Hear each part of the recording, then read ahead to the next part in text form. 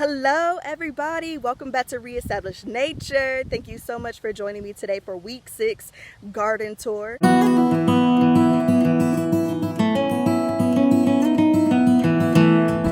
finish the rocks all the way around the border here, and we are going to walk through all of that, and I'm going to share a little bit with you guys on what I did. So again, I said in the last video that I was going to push these rocks up against this fence line, and I'm not. So my plan is to go and get some pollinator plants and just attach it here to this fence line, all down the fence line, just to attract some more bees into the garden. Originally, I was going to put pollinator plants inside of this planter, but I changed my mind with that. And what I'm gonna do, I'm gonna go and buy 3 more planters, and I'm going to leave this one here. I'm gonna put one in this corner of the garden here, and then I'm also gonna put one in the far corner over there of the garden as well. And I am going to grow my potatoes inside of them. All right, everyone. So for those of you who may not be able to grow your food in an in-ground bed like I am, you can plant your vegetables or even your fruit inside of planters. So you could just go to your local garden center and grab some planters. You can use storage bins. You can use any food grade safe container and grow your fruits and your vegetables in. So I'm going to be growing some sweet potatoes and some russet potatoes inside of my planters, and I think I'm also going to be doing some carrots because although the carrots that I have in the ground now are doing well, I really want some more because, like I said, I want to create some stocks and some soups for the freezer for winter. So I'm going to go ahead and give you guys a tour of what's going on in the garden, how everything is doing, what's producing. All right, let's get started. So here we have our bed of potatoes. All of these potatoes are our red skin potatoes, and they are doing really well. Really well. I'm so pleased by how these are growing, and I'm truly excited to go ahead and harvest these and see how well they did and just be blessed by what nature's providing with us for these potatoes, because my family and I go through a lot of the red skin potatoes. I love to roast them up with a whole bunch of garlic and oregano and ginger and pepper and amongst the other herbs, with a little bit of olive oil or avocado oil, and just throw them in the oven, allow them to get a little bit of crisp on them, and then we truly just enjoy a lot of the red skin potatoes with our salmon and our fish and some of our chicken dishes as well. So these are all red skin potatoes here, and then that's something that I will also be doing on this video towards the end of the season, is I'll be walking you guys through how I make some of my dishes, how I'm preparing freezer meals for my family, cooking my soups and my stews, and making like bone broth, and just doing some cooking, right? So all of these are red skin potatoes here.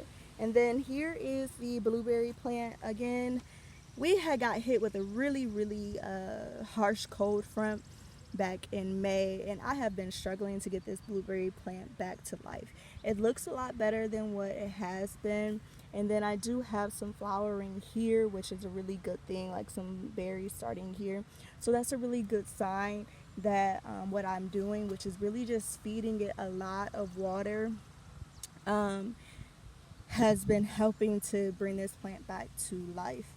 And then here we have our marigold. I just added a few of these in the garden to just get a pop of color, and then to attract pollinators, and also to just help naturally with the pest inside of the garden, the bugs inside of the garden as well. Here we have our celery. So I love celery, but I also love adding it to my homemade chicken noodle soups, and my vegetable broth that I make for winter when I just want something warm but I don't necessarily want food. I make vegetable broth that I can just sip on or add some noodles to it or whatever, just to kind of keep us warm in the winter months or when we're not really feeling good. So I have celery in the ground to do freezer meals and make some soups and broths with. And then here I have a pepper plant. This is a green pepper plant, and it is doing really well. You can see down in here we have a pepper growing. So these are doing really well. Then it has the flowers on it there. Then here we also have another pepper plant as well. And then we have another pepper plant. Look at another pepper plant. Look down in there at that. Look how beautiful that is. Green pepper plant. Then here, this is the yellow peppers down in here. And then this is a yellow pepper as well. These are collard greens that I planted about a week and a half ago. It was in my last garden tour video. They are growing and thriving and doing really well. Here is another collard green plant. I absolutely love collard greens, especially in the fall time. So I'm going to be having these in my fall garden beds as well. So here are more collards that are thriving. Look how beautiful these collard greens are. They are so beautiful. Then we have another marigold. My son actually came and picked one of the flowers off of the marigold here and came and brought it to me like, mommy. And I was so blessed by it. But then again, I'm like, Izzy, don't pick the plants off of the flowers off of mommy's plants. But he's so young. He's 19 months old. He's such the CEO of my world. But I love having him in the garden with me to just set the foundation at a very young age. And I'll talk about that a little bit later in this video. But he's such an inspiration, and he loves being in the garden. And he picked one of the flowers and brought it to me. And it's something that I will always cherish about my son, is that he's so loving and he just loves to do things to put a smile on people's face. And I truly enjoy that, and I'm blessed by that. So here are the carrots that I have down in the ground. Here are some more carrots that I have down in the ground. And again, I'm going to grow some carrots inside of my planters as well, just to receive more of them, because I probably should have planted more than just 2, but it's okay. And then here we have our peas that are ready to be harvested. I think I'm going to go ahead and harvest these here. And then we have tons over here as well, so that they can continue to keep producing. And then we have tons over there as well. Here I had my spinach that I pulled out of the ground. I'm not 100% sure what I'm getting ready to do in this bed. I might plant some more collard greens, but I'm not sure as of yet. And then over here we have my tomato plant that I put in the ground. We actually look like there may be a flower starting to bud right there, which is a good sign. And then we do have some tomatoes on this plant here. Like here go one right there. And then there's tons more.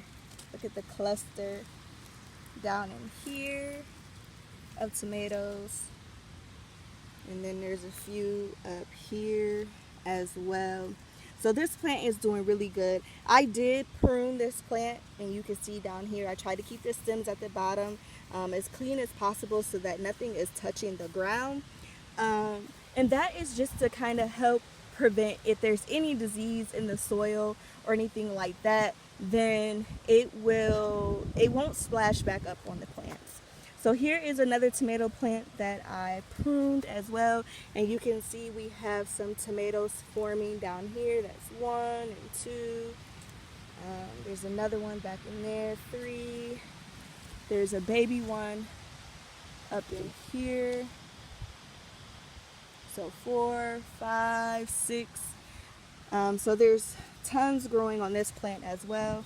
And then I have some like this one here that's growing. I need to trellis this back up. And then I have some more over here, and then there's a baby one starting right there, and then all of these here. So my tomato plants are really doing good. These are all the indeterminate brands, so I'm not 100% for sure how tall they are going to grow, but I do plan on getting the trellises done hopefully within this next week, so that they can continue to grow up. And I have a total of 5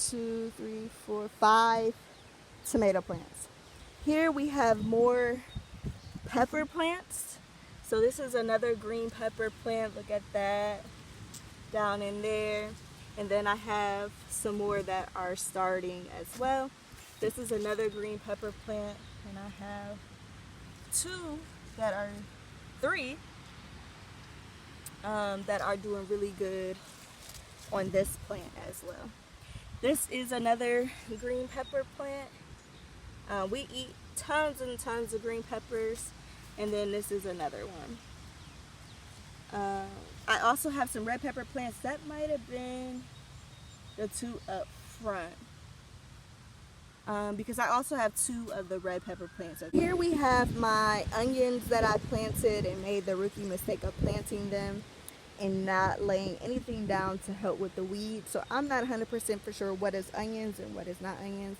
I may go ahead and just chalk this entire bed and start again next year. I don't know. I'm still deciding on that. But, you know, it happens. And I seen a post on Pinterest earlier today as I was going through it. And it said that people don't make mistakes in gardens.